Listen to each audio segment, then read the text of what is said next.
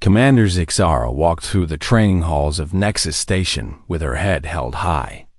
Her purple skin gleamed under the bright lights, and her forearms moved with the grace of a born warrior. Everyone who saw her stepped aside quickly. They all knew who she was. She was the best fighter in the Veltar military. Her people were known across the galaxy as the strongest warriors. They had won every war they fought. Their bodies were faster and stronger than most other species. Their minds could plan battles better than anyone else. Zixara was the best of them all. The Nexus Station was a place where all the different alien species met to talk and trade. It was neutral ground, which meant no fighting was allowed. But they still had training rooms where warriors could practice their skills. Zixara used these rooms every day to stay sharp as she entered the main training hall. She saw the usual groups. The tall, thin Kree were practicing with their energy spears.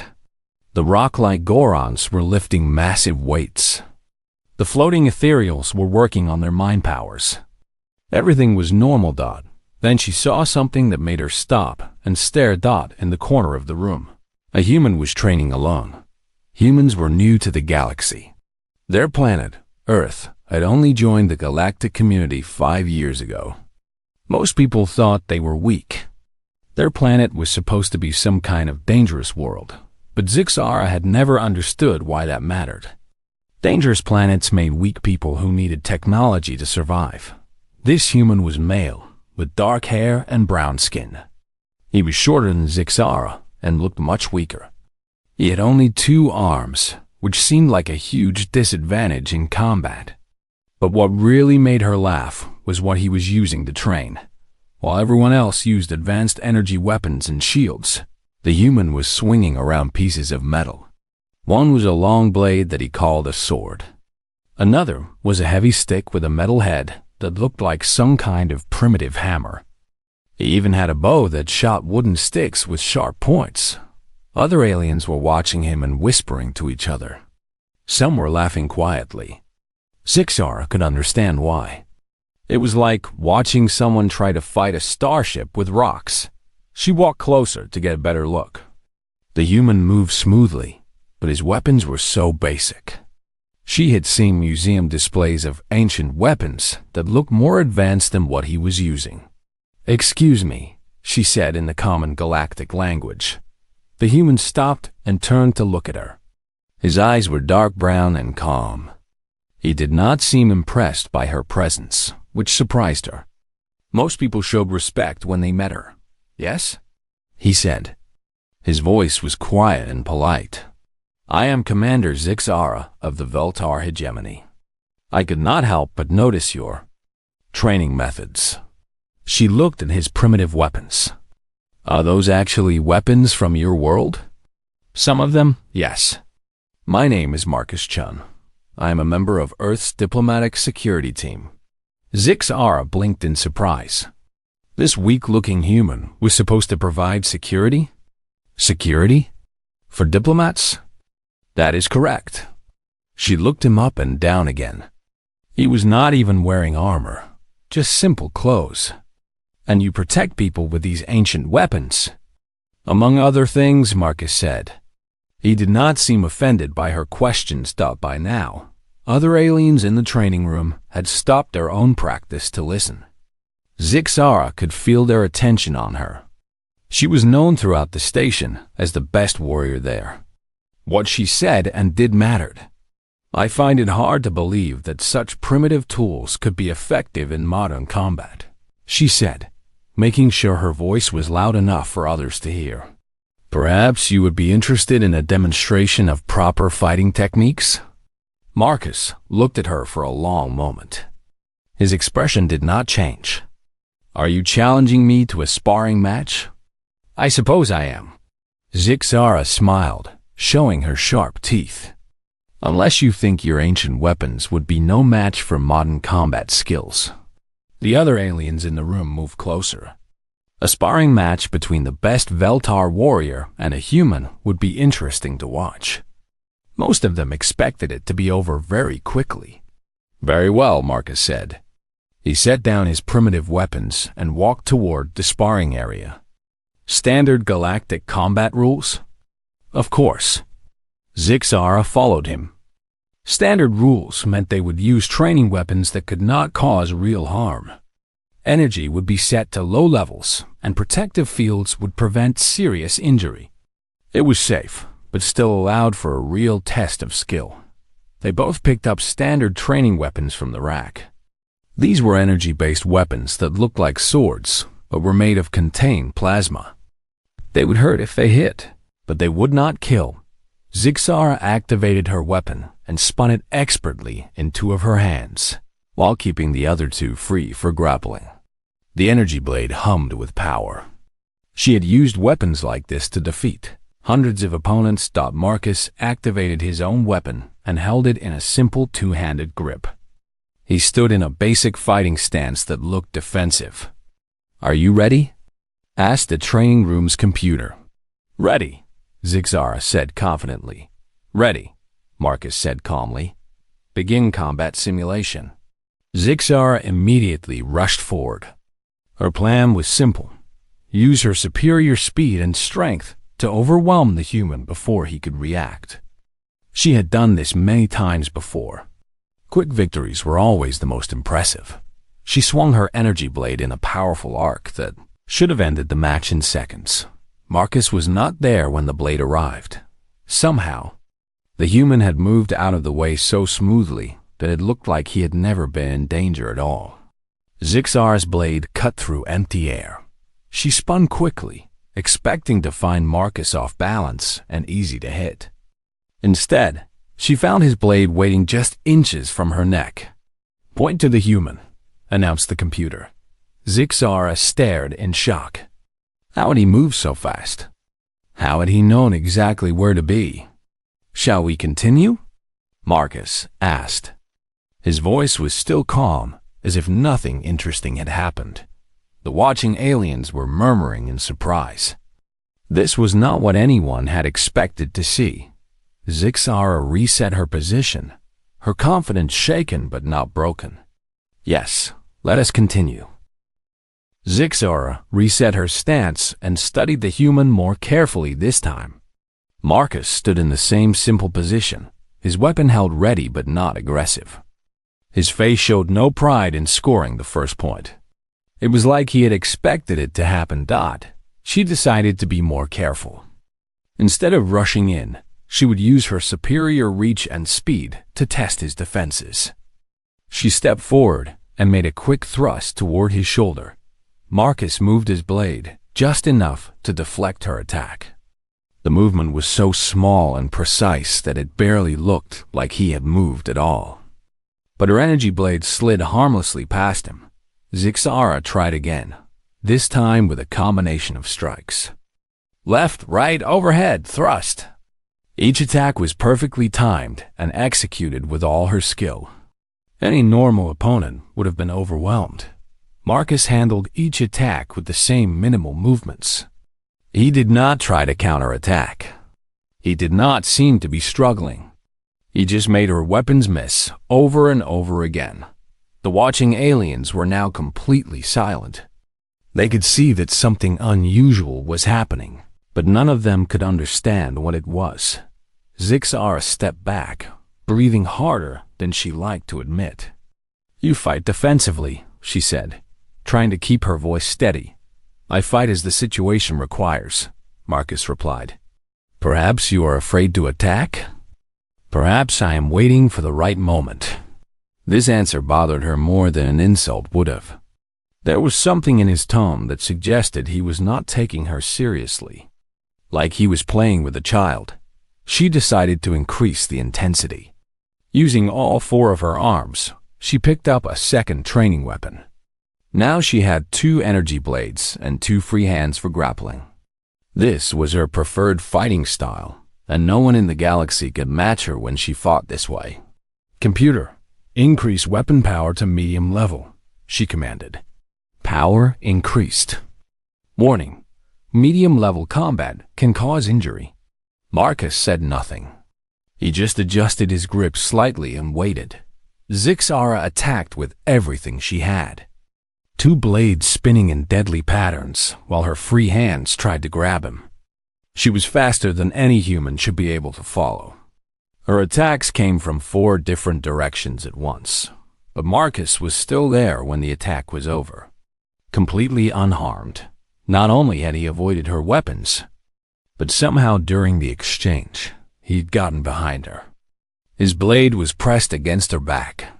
"Point to the human," the computer announced. "How?" Zixara spun around to face him. "How are you doing this?" Marcus lowered his weapon. "Doing what?" "Moving like that. Predicting my attacks. You should not be able to keep up with Veltar speed." "I am keeping up," Marcus said simply.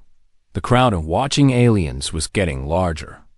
Word was spreading through the station that something interesting was happening in the training room. Zixara could hear their whispered conversations in a dozen different languages. She was starting to feel something she had not felt in years. Uncertainty. Not fear, not yet, but a growing sense that she did not understand what she was dealing with. "Computer, increase power to maximum training level," she ordered. "Warning, maximum level can cause serious injury." "Do both participants agree to this level?" "Agreed," Zixara said quickly. There was a pause. Then Marcus said, "Agreed. At maximum power, the energy weapons could break bones if they hit directly. The protective fields would prevent death, but everything else was possible." This was as close to real combat as the training room allowed. Zixara felt better now. At this level, there was no room for games or showing off. Either you were good enough to survive, or you were not. She had never met anyone who could match her at maximum intensity. She attacked again, but this time she held nothing back. Her movements were a blur of purple skin and energy blades. She used every technique she knew, every dirty trick her people had developed over centuries of warfare. Marcus met her attack head-on. For the first time, he moved aggressively. His single blade seemed to be everywhere at once, blocking strikes that should have been impossible to block. But more than that, he started attacking back. His counterattacks came at moments when Zixara was completely exposed. Somehow, he knew exactly when she would be off balance or overextended. His blade found gaps in her defense that she did not know she had. The fight became a deadly dance. 2 warriors moving at the very limits of their abilities, energy weapons leaving trails of light through the air. The sound of clashing blades filled the training room. But as the fight went on, Zixara realized something that chilled her. Marcus was not getting tired. She was pushing herself to her absolute limits, using every bit of strength and speed her body could produce. Sweat was running down her face, and her breathing was getting heavy. Marcus looked exactly the same as when the fight started. More frightening than that, she was starting to see patterns in his movements. He was not just reacting to her attacks. He was guiding the fight. Every time she thought she had found an opening, it turned out to be exactly where he wanted her to attack. She tried a desperate gambit, throwing one of her weapons at his head while attacking with the other. It should have been impossible for anyone to handle both threats at once. Marcus ducked under the thrown weapon and stepped inside her remaining blade's reach. His weapon came up and stopped just short of her throat. "Point to the human." Match concluded due to decisive positioning. Zixara stood frozen, staring into Marcus's dark eyes. At this distance, she could see something in them that made her skin crawl. It was not anger or excitement or pride. It was calculation. Cold, patient calculation, like a predator studying its prey. "Good match," Marcus said politely. He stepped back and deactivated his weapon. The training room was completely silent. Every alien present was staring at the 2 fighters with expressions of shock and confusion. The greatest warrior in the Veltar military had just been defeated by a human, using primitive fighting techniques. Marcus walked back to where he had left his ancient weapons. He picked them up and resumed his practice as if nothing had happened. Zixara stood in the middle of the sparring area, trying to understand what had just occurred. She had not just lost a fight. She had been completely outclassed by someone who should have been easy to defeat. As the crowd slowly dispersed, still whispering among themselves, Zixara made a decision. She needed to understand what had just happened. She needed to learn more about humans. She needed to know why losing to Marcus felt less like a defeat and more like a warning. That night, Zixara sat in her quarters with a cup of stimulant tea and began researching humans. The galactic database had information about every species in the known universe. She had never bothered to read about humans before because they seemed unimportant. Now she needed to understand how Marcus had defeated her so easily. The first thing she learned was that Earth was indeed classified as a death world. This term was used for planets that were so dangerous that most species could not survive there. She had known this before, but she had assumed it meant humans were weak because they needed technology to live. She was wrong. The more she read, the more disturbing the information became. Earth was not just dangerous because of its environment. It was dangerous because of the life forms that lived there. Humans were not the only intelligent species on their planet, but they were the only ones left. According to the records, Earth had once been home to several other intelligent species. Some were stronger than humans. Some were faster. Some were smarter. But humans had killed them all, not through war or conquest, but through something the database called competitive exclusion. Humans had simply been better at surviving, and over time, the other species had died out. But that was not the worst part. Zixara discovered that humans had never stopped fighting. While most species had developed peaceful societies once they became intelligent, humans had continued to wage war against each other for their entire history. The numbers were staggering. In just the last 1,000 years of human history, they had fought hundreds of wars. Some of these conflicts had killed millions of people. One war had lasted for over 100 years. Another had involved nearly every nation on their planet. Humans had developed weapons that could destroy entire cities. They had created poisons that could kill millions. They had invented ways of fighting that the database labeled as crimes against sentience when other species did them. But humans did these things to each other as a normal part of their existence. Zixara found records of human military concepts that did not exist in any other species' language. Total war meant destroying not just armies, but entire civilizations. Scorched earth meant making land completely unusable, so enemies could not benefit from conquering it. Acceptable losses meant knowingly sending soldiers to die for strategic advantage. The Veltar were considered the most warlike species in the galaxy, but even their worst conflicts were small compared to what humans called minor regional disputes. She read about human weapons and tactics. They did not just fight to win. They fought to make sure their enemies could never fight back. They studied their opponents' weaknesses and exploited them without mercy. They used fear and terror as weapons just as much as bombs and bullets. Most disturbing of all, humans had developed all of this while fighting against their own species. They understood war so well because they had been practicing it against opponents who were just as smart and dangerous as they were when humans finally developed space travel and met other alien species. They had been fighting continuously for over 10,000 years. Zixara set down her tea with a trembling hand. No wonder Marcus had been able to defeat her so easily. He came from a species that had turned warfare into an art form. But she still had questions. If humans were so dangerous, why had they been admitted to the galactic community? Why were they allowed to have diplomats and trade agreements like any other peaceful species? She kept reading and found partial answers. Apparently, human integration into galactic society had been carefully managed.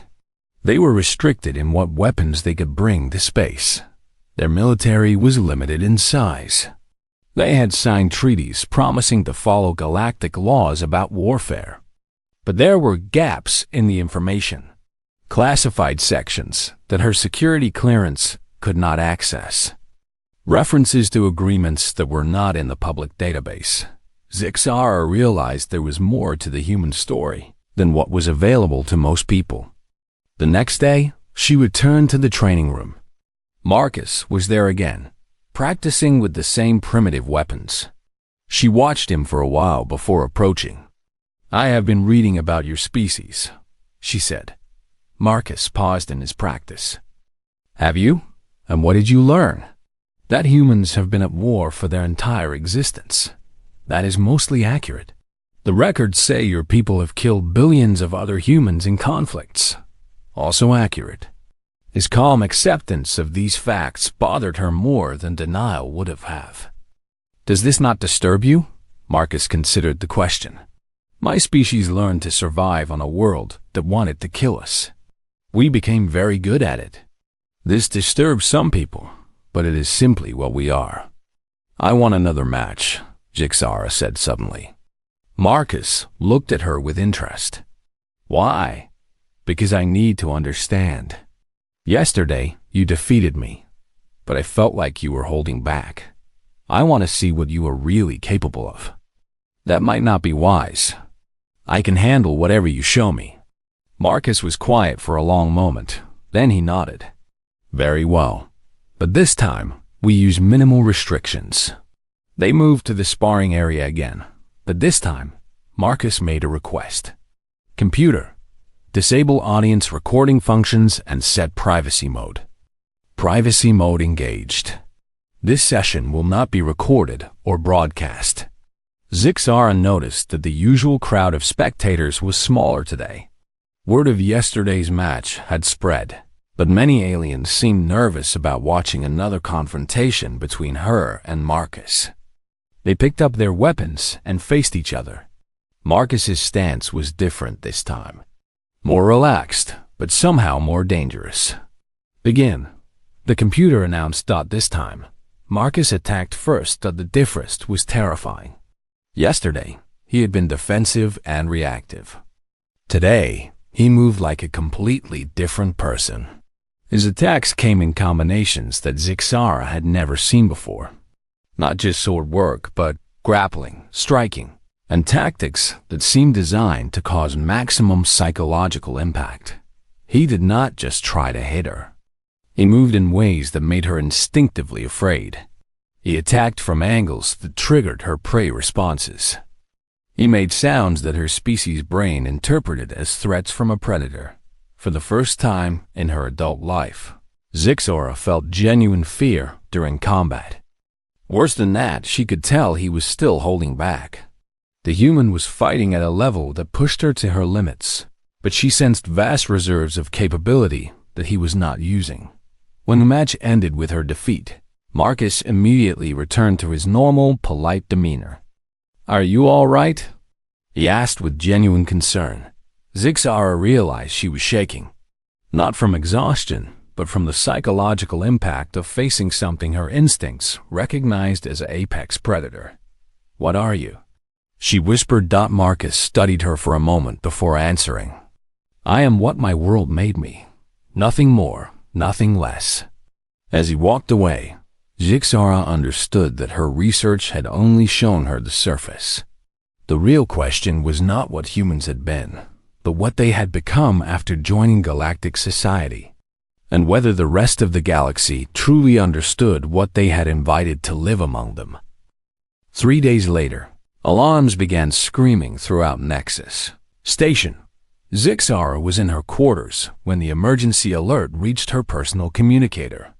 The message was simple but terrifying. Karthak swarm vessels detected. All personnel report to emergency stations immediately.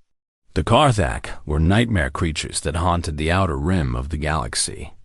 They looked like giant insects with razor-sharp claws and armored shells that could deflect most energy weapons. They traveled in swarms of hundreds of ships, attacking without warning and leaving no survivors. Nexus Station was supposed to be safe. It was heavily defended and located in neutral space. But as Zixara rushed to the command center, she could see through the viewport windows that a dozen Carthag vessels were already docking with the station. The station's defense systems had failed completely. Captain Veltum, the station commander, was trying to coordinate the evacuation when Zixara arrived. His face was pale with fear. "How many?" she asked. "At least 300 Carthag warriors aboard the station," he replied. "They cut through our security forces like they were not there. We have maybe 20 minutes before they reach the civilian areas." Zixara looked around the command center. There were perhaps 50 security personnel left, armed with standard energy weapons. Against 300 Carthag, they would last minutes at best.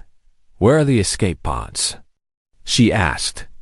"The Carthag destroyed the docking bays first. No one is leaving the station."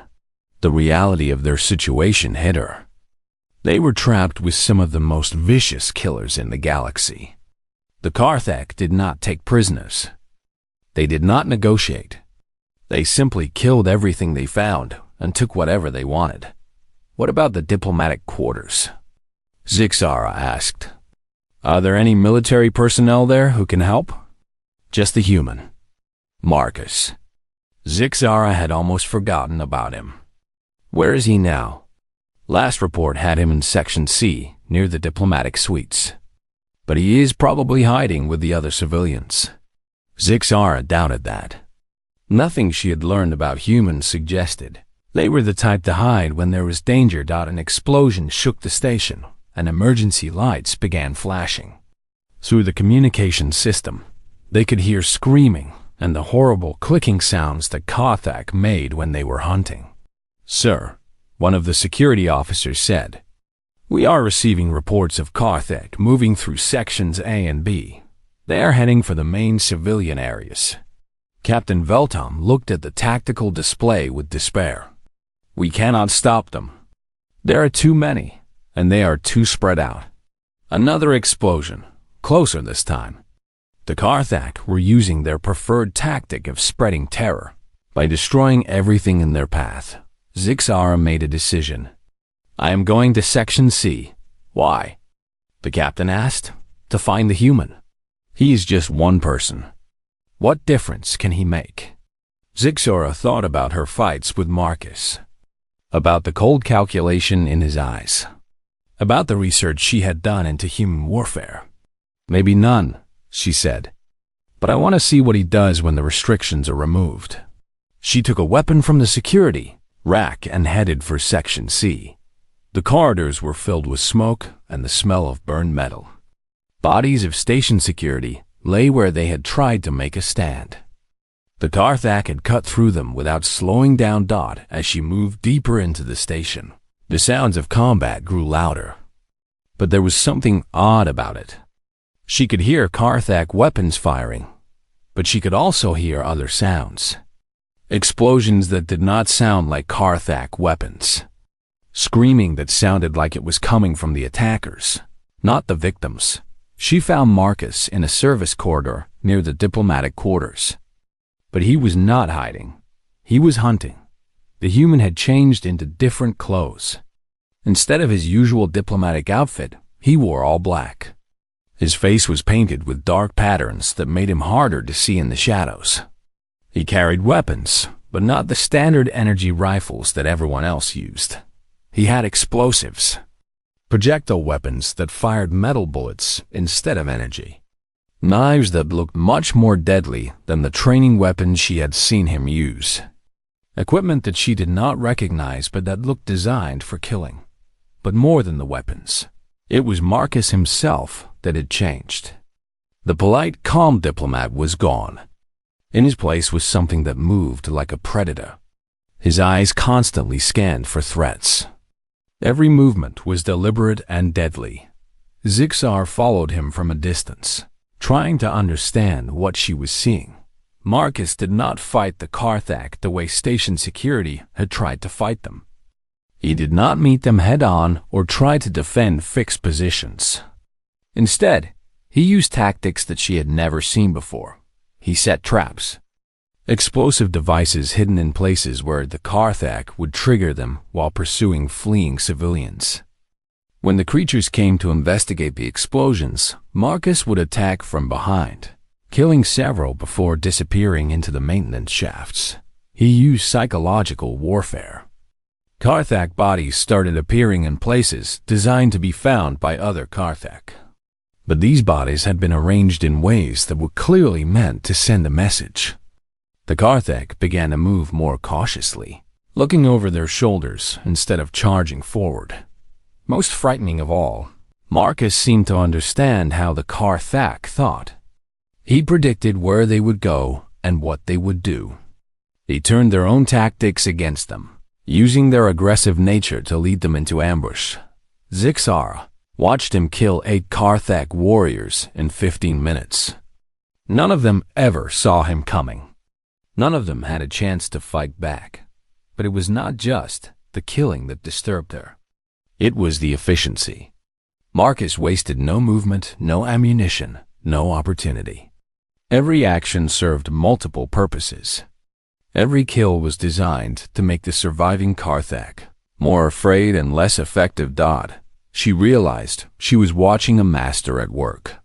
Not just a fighter, but someone who understood warfare at a level that most species never achieved. The Karthak began to change their behavior. Instead of spreading out to cause maximum terror, they started grouping together for protection. Instead of charging forward aggressively, they began checking corners and covering each other's backs. They were becoming afraid. Zixara had heard stories about Karthak raids, but she had never heard of the creatures showing fear. They were supposed to be mindless killing machines that felt no emotion except bloodlust. But as she watched, groups of Karthak began abandoning their attacks and retreating toward their ships. The clicking sounds they made changed from hunting calls to distress signals. Single human was terrorizing an entire Karthak swarm when the stations. Sensors reported that the Karthak ships were withdrawing. Zixara could barely believe it. In less than 2 hours, Marcus had turned a hopeless situation into a victory. She found him in the central corridor, calmly cleaning his weapons. The black paint was gone from his face, and he looked like the polite diplomat again. But Zixara would never be able to see him the same way. How? She asked. Marcus looked up at her. His eyes were back to their normal calm expression, but now she could see the predator that lived behind them. How what? How did you make them leave? The Karthak do not retreat. They do not feel fear. Marcus finished cleaning his rifle before answering. Everything feels fear when it meets something more dangerous than itself. But you are just one person. Yes, Marcus said simply. But I am a human person. And now they know what that means. As rescue ships began arriving at the station, Zixara realized that everything she thought she knew about the galaxy was wrong. Humans were not new members trying to fit in with galactic society. They were apex predators that galactic society was trying very hard not to anger. 2 days after the Karthak attack, Nexus Station was quiet again. Repair crews worked to fix the damage while investigators tried to understand how the raid had been stopped so quickly. The official reports said that station security had fought bravely and managed to drive off the attackers. Zixara knew better. She found Marcus in the observation deck, looking out at the stars. He was back to wearing his diplomatic clothes and carrying no visible weapons. To anyone who had not seen what she had seen, he would look like exactly what he claimed to be, a peaceful security officer for Earth's diplomatic mission. The reports do not mention you, she said, standing beside him. Good, Marcus replied. That is how it should be. Why? You saved everyone on this station. You should be honored as a hero. Marcus turned to look at her. Do you really think that would be wise? Zixara considered this. If the galaxy knew that a single human had defeated an entire HFY swarm, what would that mean? How would other species react to knowing that humans were capable of such things? You hide what you are, she said. We all hide what we are, to some degree. But yes, humans find it useful to let others underestimate us. Those weapons you used were not standard diplomatic equipment. No, they were not. Where did they come from? Marcus was quiet for a long moment. Then he said, "Do you really want to know? Some knowledge changes how you see the universe. Once you know certain things, you cannot go back to the way you thought before." Zixara thought about everything that had happened over the past week. Her assumptions about humans had already been shattered. What more could she learn that would be worse than what she already knew? "Yes," she said. "I want to know." Marcus sighed. "Very well. But you must understand that what I tell you is not common knowledge. Most people in the galaxy, including most government officials, do not know the complete truth about humanity's place in galactic society." He paused, as if deciding how much to reveal. Earth did not simply ask to join the galactic community, he continued. We were invited, but not for the reasons that most people think. What do you mean? When your species first made contact with Earth, you discovered that humans were unusual. We came from a world that had tried to kill us for millions of years. And we had survived by becoming very good at killing back. Your scientists studied our history and realized that we had capabilities that no other known species possessed. What kind of capabilities? We are the galaxy's best killers, Marcus said simply. Not just in terms of individual combat ability, but in terms of understanding warfare, tactics, and violence in all its forms. We think about conflict differently than other species because we have been doing it for so long. Zixora felt a chill. So the galactic government decided to use you. It was more of a mutual agreement. The galaxy had problems that conventional military forces could not solve. Pirates who were too clever to be caught. Terrorist groups that could not be negotiated with. Situations where someone needed to disappear quietly.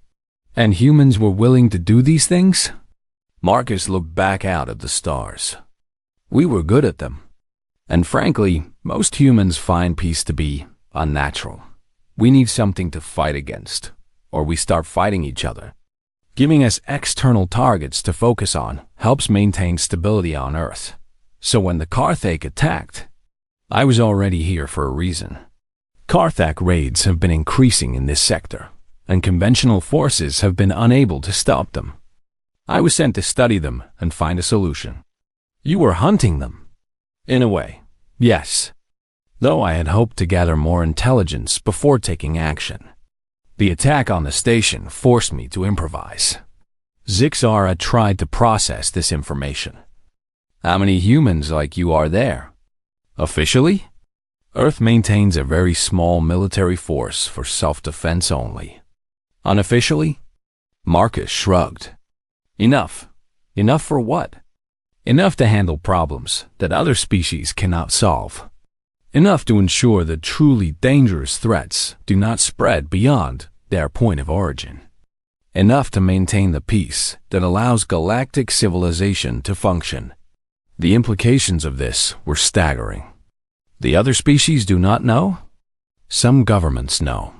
The Veltar hegemony knows, which is why they have never seriously considered military action against human space. But most individuals, including most military personnel, do not know the full truth. Why tell me? Marcus looked at her directly. Because you asked, and because you have seen enough to ask intelligent questions. But mostly because your people need to understand that Earth is not a threat to be conquered or controlled. We are a solution to problems that have no other answer. What if I tell others what you have told me? You could try, Marcus said. But who would believe you? A human diplomat defeated an entire Carthage swarm single-handedly? It sounds like fiction. He was right. Without proof, her story would be dismissed as impossible exaggeration. Besides, Marcus continued, it would not change anything important. The arrangement works because it serves everyone's interests. The galaxy gets problems solved quietly and efficiently. Earth gets a place in galactic society and resources we need. Everyone benefits from maintaining the fiction that humans are just another peaceful species. But we are not peaceful, Zixar said. No, Marcus agreed. We are not. But we are careful. And we understand that true peace requires the ability to destroy those who would break it. They stood in silence for a while, watching the ships come and go from the station. Finally, Zixar spoke again. What happens now? Now you return to your fleet and file your report.